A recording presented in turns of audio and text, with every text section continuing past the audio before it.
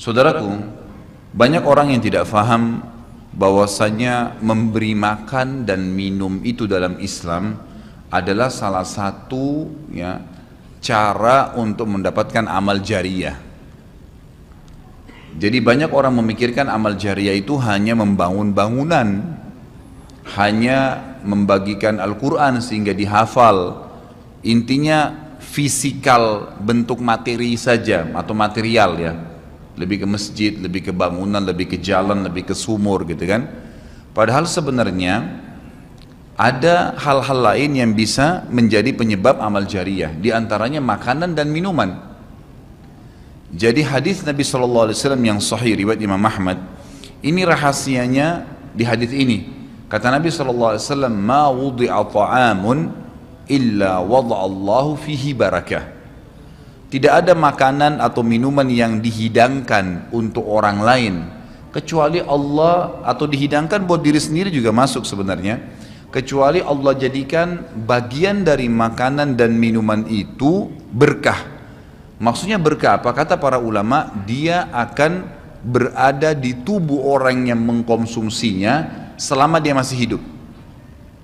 Jadi begini, orang tua kita semua, Bapak Ibu sekalian, orang tua kita, seperti saya, orang tua saya misalnya, pada saat saya ceramah di masjid ini, saya mendapatkan pahala karena menyampaikan agama Allah, insya Allah, bila diikuti dengan keikhlasan. Semoga Allah ikhlaskan niat kita. Orang tua saya panen pahala saya. Kenapa Bapak Ibu sekalian? Karena saya tumbuh dari ASI ibu saya, dan saya tumbuh dari nafkah ayah saya. Makanan, minuman yang saya makan selama ini sehingga membantu pertumbuhan badan saya menjadi besar dan akhirnya saya bisa hidup, maka itu menjadi amal jariyah. Makanya dalam hadis riwayat Imam Muslim, seorang sahabat bertanya, ya Rasulullah, ayyul islami khair? Perbuatan apa dalam Islam yang khair? Khair ini yang baik sekali, pahalanya besar sekali, selain yang wajib, yang sunnah-sunnah aja nih. Nabi SAW tidak mengatakan perbanyaklah sholat sunnah. Kenapa? Sholat sunnah secara individual, puasa sunnah, zikir, ngaji, bukan. Karena orang ini mengatakan khair artinya yang banyak sekali pahalanya, banyak sekali manfaatnya dan ringan, sunnah. Berarti orang lain bisa merasakan. Apa jawaban Nabi SAW? Tut'imut ta'am wa tusallimu ala man ta'rif wa man lam ta'rif. Engkau memberikan makan dan minum kepada orang yang kau kenal atau kau tidak kenal, memberi makan umumnya, dan engkau menyebarkan salam kepada orang muslim yang kau kenal atau kau tidak kenal. Tapi saksi bahasan kita potongan awal hadis ini, di mana Nabi SAW menjadikan amal yang paling baik, besar pahalanya dalam Islam ternyata memberi makan dan minum orang lain. Kok bisa? Bukankah dalam secara akal kita, kalau kita makan dan minum kan habis gitu kan? Ternyata yang dibuang oleh tubuh itu yang tidak dibutuhkan saja. Yang jadi mohon maaf air seni kita, air kencing dan buang air besar, jadi tinja itu yang tidak dibutuhkan oleh tubuh, tapi yang dibutuhkan diambil, diserat, gitu kan? Dia akan menjadi bagian daripada otot-otot, urat-urat yang memang membutuhkan pembaharuan, atau bahkan menjadi bagian daripada darah di tubuh kita dan seterusnya. Tubuh kita terdiri dari 75% air, dan Allah SWT mengatakan dalam Al-Quran, a'udzubillahi minasyaitonirrajim, waja'alna minal ma'i kulli syai' hayy. Kami jadikan dengan air itu segala sesuatu bisa hidup, dan memang seperti itu. Manusia bisa hidup dalam sebulan tidak makan, tapi manusia nggak bisa hidup kalau sebulan nggak minum. Bukan sebulan, seminggu nggak minum.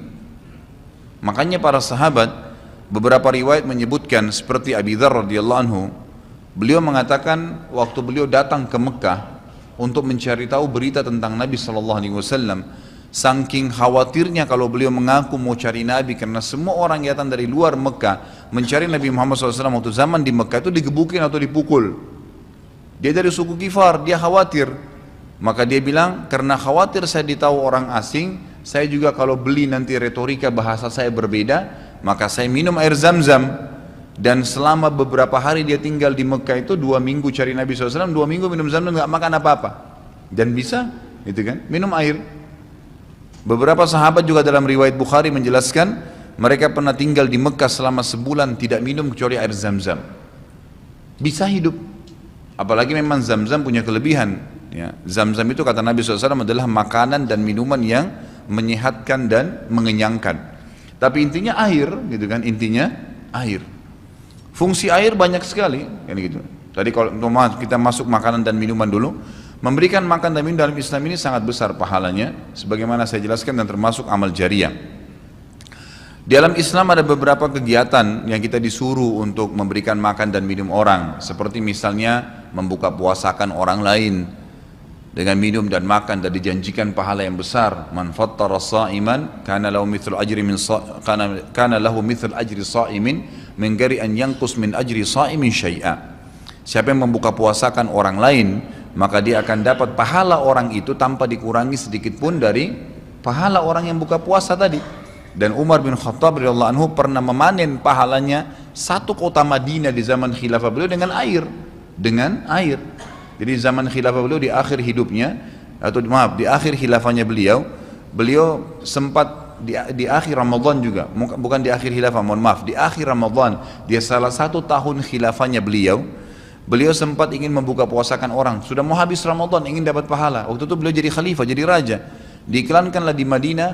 Ya, dia bilang pada pembantunya, gulamnya, tolong iklankan kalau saya akan buka puasakan orang. Ingin cari pahala, orang semua diiklanin. Amir Mu'minin bin Khattab mengundang buka puasa. Orang-orang pada berbondong-bondong datang. Yang undang siapa? Raja. Yang orang bayangkan ini akan ada kambing bakar, yang akan ada ini, akan ada itu, macam-macam. Raja yang undang, gitu kan. Ternyata Bapak Ibu sekalian, waktu sudah ngumpul semua jemaahnya, masyarakat depan Umar menyuruh membagikan gelas-gelas yang zaman itu memang terbuat dari tanah liat. Kemudian dibagikan satu-satu dan disuruh antri di sumur, gitu kan? Karena memang mereka minumnya di sumur waktu itu, tidak ada sumber air yang lain, gitu kan? Mereka antri di sumur, lalu mereka ambil isi air masing-masing di sumur itu, antri kemudian sambil duduk. Setiap kali seseorang di antara mereka dituangkan air di gelasnya, mereka berkata, mungkin sebentar keluar kurmahnya, makanannya dan seterusnya. Begitu terdengar azan, kata Umar kepada pembantunya, sampaikan kepada seluruh muslimin, silakan berbuka puasa dengan air yang ada di tangan mereka. Maka dia pun mengatakan silakan buka puasa, dan selesai segelas air ini maka selesai buka puasanya Amir Mu'minin, gitu. Orang akhirnya bubar, tapi pada saat itu orang faham Umar bin Khattab ingin mencari pahala orang, gitu kan, ingin mencari pahala saja. Dan ini sudah saya tekankan, kalau menjelang Ramadan, Anda juga bisa ikuti pengajian saya di YouTube, ada judulnya Dahsyatnya Ramadan. Salah satunya itu kalau tiba Ramadan, ikhwah, maka maksimalkan waktu membuka puasakan orang. Apa susahnya membeli sedus air, ya, air mineral, berapa harganya? 20.000, 30.000, 20.000 rupiah kalau nggak salah ya. Air mineral gelas, isinya berapa? 40 sekian. Baik, kalau kita bagiin di masjid, satu orang minum 1 gelas, kita dapat 48 pahala orang buka puasa. Nah, itu luar biasa, hanya dengan 20.000 rupiah. Tapi anehnya banyak orang tidak mau amalkan, padahal itu termasuk selain amal jariah, dapat juga pahala buka puasakan orang lain. Nabi SAW dan juga merupakan ciri para nabi-nabi, mereka itu paling senang mengikram tamunya, dan beliau menjadikan sebagai sebuah prinsip dasar dari iman kepada Allah dan hari akhir, sebagaimana beliau bersabda dalam hadis Bukhari Muslim, man kana yu'minu billahi wal yawmil akhir falyukrim daifahu. Siapa yang beriman, mengaku beriman kepada Allah dan hari akhir, maka dia harus mengikram itu, melayanin, memberikan makan dan minum, ya, mengucapkan tutur kata yang baik bagi tamunya. Intinya memberikan makan dan minum dalam Islam ditekankan sekali, karena itu juga termasuk, ya, amal ibadah, amal jariah dan amal ibadah yang akan mendapatkan pahala. Jadi ada 2 sisi pahala yang didapatkan selain amal jariahnya, selama dia makan dan minum kemudian itu masih ada di dalam tubuhnya, maka berarti itu akan terus menjadi amal jariah. Kata para ulama, dia akan terus menjadi amal jariah pada saat seseorang tumbuh besar. Kayak kasus seseorang manusia tadi, orang tuanya, ayahnya carikan nafkah yang halal, ibunya kasih ASI, kemudian dia tumbuh besar dari situ. Tumbuh besar ini ternyata menjadi otot-ototnya, menjadi komponen dari tubuhnya. Kemudian dia menjadi besar, lalu dia menikah. Dari komposisi tubuhnya tadi, ternyata ada yang mengalir di sperma dia kepada anaknya. Kemudian anaknya tumbuh besar juga dari situ, dan seterusnya. Jadi amal jariah selama masih ada manusia itu. Jadi seperti itu luar biasanya gitu. Di antaranya tadi saya bilang, kita bisa mendapatkan pahala dengan buka puasakan orang. Yang kedua, mengikram orang. Mengikram ini memberikan, menyuguhkan sesuatu buat tamu. Ya. Termasuk ya, yang dianjurkan adalah sering-sering ya, mentraktir orang lain. Ada kultum saya itu. Subhanallah, saya isi salah satu pengajian di salah satu kantor di Sudirman ini. Sampai saya dibisikin, Ustadz, setelah saya nonton di YouTube ceramahnya Ustadz tentang traktir, ini teman-teman semua pada berebut nih, saling traktir-traktiran gitu. Jadi nggak lagi nunggu temannya yang bayar, tapi dia yang bayar duluan. Ternyata itu amal jariah ya Ustadz ya. Oh iya, amal jariah. Kan gitu, memberikan makan orang. Bayangkan kalau dia makan dan minum dia kenyang, kemudian ada yang jelas pasti ya, makanan minuman yang dimakan dan diminum itu pasti ada bagian yang akan menjadi komposisi tubuhnya, nggak mungkin semua terbuang. Maka itu berarti akan jadi amal jariah. Apalagi kalau dasarnya yang kita berikan makan orang-orang yang bertakwa, orang soleh, luar biasa, makin kuat dia beribadah. Ciri Nabi Ibrahim alaihissalam, Nabi Ibrahim itu malah luar biasa ikramnya, ya. Dia suka dengan tamu, sampai-sampai kalau dihidangkan makan, cirinya beliau nggak pernah makan sendiri. Pasti habis dihidangkan makan, dibuka pintu rumahnya, siapapun lewat dipanggil makan sama dia. Syekh bin Baz hafizahullah rahimahullah, beliau sudah meninggal.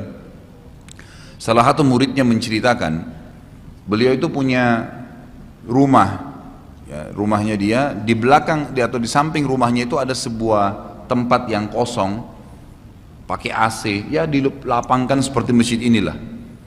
Setiap hari beliau menyiapkan makan siang dan makan malam untuk 600 orang.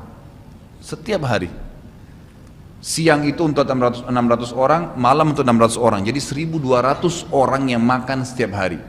Atau 1200 porsi lah ya. Kalau orang yang sama makan siang dan makan malam. Sampai-sampai beliau bukan mengundang ya, enggak diundang orang. Jadi awal-awalnya saja diiklanin. Jadi kalau sudah tiba waktu makan siang, yang lagi nyapu jalanan mampir, yang lagi lewat mampir, yang muridnya mampir, yang kerabatnya mampir, pokoknya mampir 600 orang. Siang malam, tiap hari sampai belum meninggal. Itu bagaimana mereka mengikramnya. Kadang-kadang kita subhanallah, makanan kita taruh di kulkas sampai rusak, nggak mau dibagi kepada orang. Pelitnya luar biasa. Kalau buahnya lagi berbuah dibungkus, nggak mau dibagi ke orang lain. Padahal sebenarnya rahasia untuk menambah berkah sesuatu benda, rezeki kita, itu diinfakkan dulu. Kata Nabi SAW di dalam hadis Bukhari, Allah SWT berfirman, ya ibna Adam, anfik alaik, wahai anak Adam, infak dulu baru saya infakkan kepadamu. Artinya baru saya berikan, bukakan rezeki itu. Kita kalau mau otomatis ya, spontan, begitu dapat makanan, ada makanan terus langsung dibagi. Dibagi langsung pada saat itu. Nih, bagi sama teman misalnya, atau kita porsinya sebagian, atau kita beli bungkus yang lain. Ini saya beli satu bungkus makanan 10.000. Beli satu bungkus yang lain khusus kasih fakir miskin. Sebagai tanda syukur terhadap makanan tadi itu. Langsung diinfakkan.